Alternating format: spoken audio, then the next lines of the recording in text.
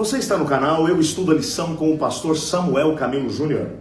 Hoje é domingo, dia 8 de dezembro, e o tema que estudaremos a nossa lição da Escola Sabatina será Liderança do Templo Corrompida. Antes, entretanto, de podermos desdobrar esse assunto, eu queria que você compreendesse que a base para o nosso estudo hoje se encontra em Neemias capítulo 13, versos 1 a 9. Os versos 1 a 3 vão nos lembrar de uma recomendação que havia sido feita no contexto da aliança de Deus com o seu povo, de que os moabitas e amonitas não deveriam ser permitidos no meio do povo de Deus. Se você analisar essa recomendação apenas numa perspectiva fria e calculista, sem analisar o contexto aqui por detrás, pode parecer que Deus estava fazendo acepção de pessoas em relação ao seu povo. Quer dizer agora que somente algumas pessoas teriam a possibilidade de ter acesso a Deus, essas duas nações, por exemplo, teriam que ser excluídas. Não é isso que Deus estava dizendo. Deus estava, na verdade, tentando prevenir o seu povo de estabelecer ligações amistosas com outros povos, aquilo que, aliás, os ancestrais do povo de Israel, que vivia agora no tempo de Neemias, haviam feito, e isso trouxe sobre eles o problema da idolatria. Por quê? Eles acabavam se misturando, fazendo amizade com outros povos, depois eles se casavam com as mulheres de outros povos, e isso acabou se tornando um laço para eles, e eles acabaram se afastando do caminho do Senhor. Um indivíduo, uma personalidade clássica dentro da história de Israel foi o próprio rei Salomão, que se casou com 900 princesas, inclusive uma delas, amonita. E isso fez com que ele passasse a adorar aos deuses de diversas nações. Então, quando você analisa isso, você percebe nitidamente que essa lei de que os amonitas e moabitas não deveriam ser permitidos dentro do povo de Deus era mais uma vacina do que, como algumas pessoas podem pensar, uma exclusão racial desse povo. E não era nada disso. Aliás, quando você vai olhar para a história sagrada, no tempo dos juízes ainda, essa lei já havia sido estabelecida, inclusive, mas você percebe Ruth, a moabita, vindo para o povo de Israel, ela vai acabar se casando com Boaz, e como consequência dessa ligação, você vai acabar encontrando um dos ancestrais do rei Davi e, obviamente, por consequência, também do próprio Jesus. Ela vai aparecer na genealogia de Jesus. Portanto, Deus não faz acepção de pessoas. O que esse texto está dizendo é que Deus não queria que o seu povo estabelecesse ligações que poderiam levá-los a adorar outros deuses, a idolatria. Pois bem, com isso em mente, você consegue compreender o tamanho do problema que Neemias encontrou quando chegou em Jerusalém. Eliasibe era o sumo sacerdote. Eliasibe, e você percebe nitidamente no contexto do livro de Neemias, que Eliasibe ele havia conseguido uma situação muito difícil. Por quê? Eliasibe havia se ligado por parentesco, tanto com Tobias, que era amonita, como também com Sambalat, que era oronita. O neto de Eliasibe havia se casado com alguém da família de Sambalat. Portanto, ele estava ligado por relações de casamento com dois dos principais inimigos de Neemias naquele tempo. Aliás, nós já vimos em algumas lições anteriores que quando Neemias chega e vai tentar de alguma maneira organizar o processo de reconstrução dos muros, esses indivíduos eles são frontalmente contra esse processo. Eles tentam de todas as maneiras minar a influência de Neemias, eles tentam matar Neemias, eles tentam boicotar o processo de trabalho.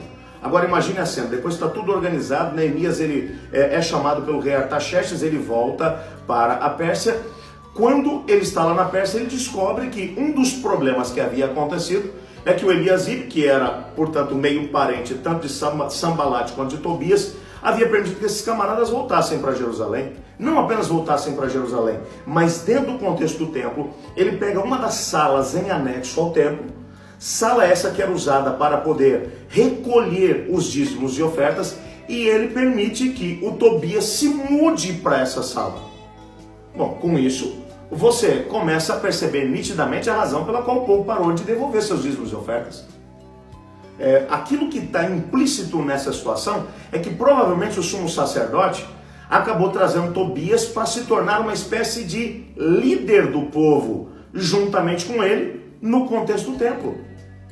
Esses indivíduos não haviam conseguido, na época de Neemias, em que Neemias estava ali, não haviam conseguido tomar o poder através da força e através do estratagema, mas agora, com a saída de Neemias, eles haviam conseguido se estabelecer. Que coisa terrível Neemias encontrou.